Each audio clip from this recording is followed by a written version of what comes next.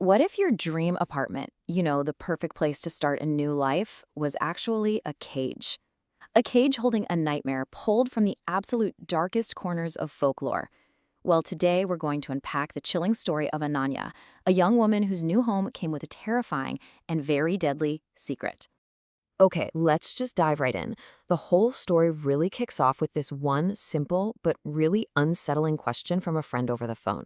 And this question, it would completely unravel everything for Anya.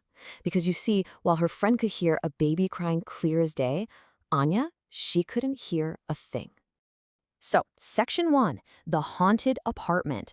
This is where it all gets started, with a young woman just looking for a fresh start in a new city. Right, so you have 22-year-old Ananya. She's just moved from her small town to the big, bustling city of Jaipur for a brand new job. This was supposed to be it, her big, exciting new chapter, a chance to really build a life for herself. And she found what seemed like the absolute perfect place to do it. It was this small apartment, really close to her office, and the rent was surprisingly low. I mean, it was convenient, it was affordable, it ticked all the boxes. But yeah, you know how it goes. The deal was just a little too good to be true. From the moment she moved in, there were these little red flags popping up. They were subtle at first, but deeply unsettling. For starters, the people in her building were just weird. They would just stare at her whenever she passed by. And then no cleaning lady from the community would even set foot in her flat. They all refused. And then there was the crying. Almost every single person she talked to on the phone would ask about the sound of a baby, this phantom noise that only they could hear. Then, one night, everything changed. It's around 1 in the morning, and Ananya is jolted awake by the loud, unmistakable sound of a baby crying. And this time, it was inside her apartment. But as soon as she opened her eyes, the sound stopped. She called out, "Who's there?" Just silence. And then she heard a soft, mocking laugh. She frantically searched her tiny apartment and found absolutely nothing. No one was there. But when she went back to her room, she saw it.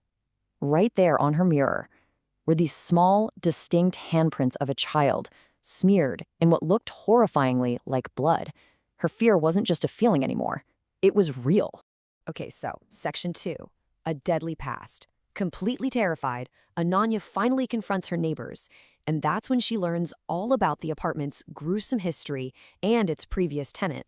Turns out, before her, the flat was occupied by an old woman.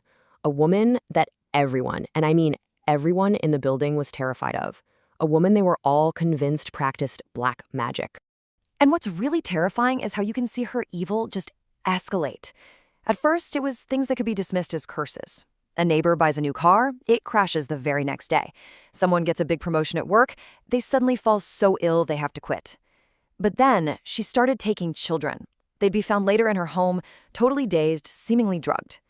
It all came to a head when someone actually saw her digging up a corpse from a cemetery and carrying it home.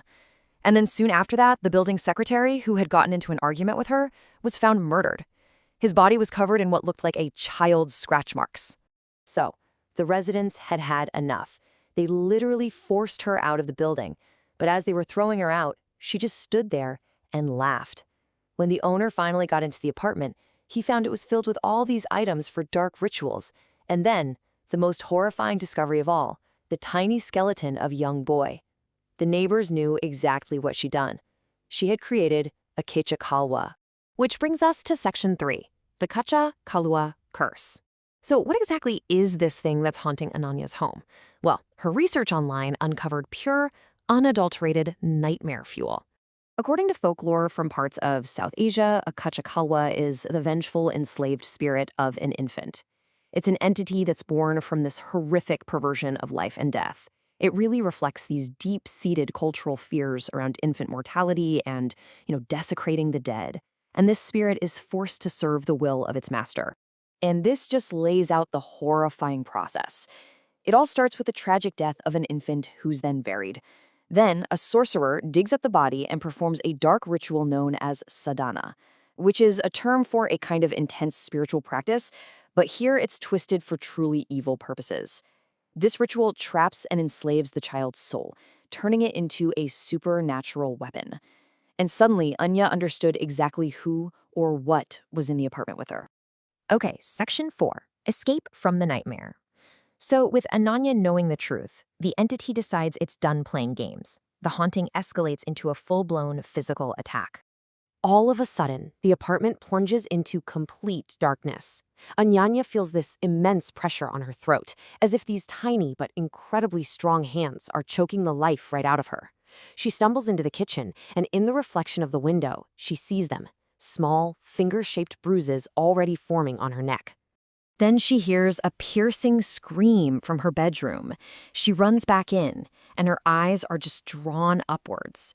Peeking over the top of her cupboard was a face, the decaying, grotesque face of a child with razor-sharp teeth and long, black, jagged nails. It stared right down at her, its lips pulling back into this hideous, awful smile. And then it launched itself directly at her. Ananya just ran for her life. She sprints for the elevator, but it's dead, it won't work. She turns to run for her front door, and the horrifying child is just standing there blocking her path. She starts pounding on her neighbor's door, screaming for help, but nobody comes. She was completely trapped. Finally, she manages to get downstairs to the main gate, and the security guard sees her, just totally panicked. Thinking a burglar is in the building, he grabs his baton and runs up towards her flat. Ananya tried to scream, to warn him, but it was too late. A moment later, she heard a blood-curdling scream from above, and the security guard's body came crashing down from her balcony. Well, all that commotion finally brought everyone out. The next morning, a priest was called in who confirmed their absolute worst fears. The old woman was gone, but the Kachaka Kalwa she created was still trapped, right there in that apartment. Ananya didn't need to hear another word. She left that day, and she never, ever looked back. The flat was sealed, never to be rented out again. Ananya was never physically harmed by the spirit again, but the psychological scars, well, they definitely remain. The story ends right where it began, with the sound that first signaled the horror. To this day, the simple sound of a baby crying fills her with absolute, paralyzing terror. And this all brings us to one final, really haunting thought. Anyanya's story is this chilling reminder that the places we call home, they have histories we can't possibly know. It really makes you wonder, doesn't it? What secrets do the walls around us hold?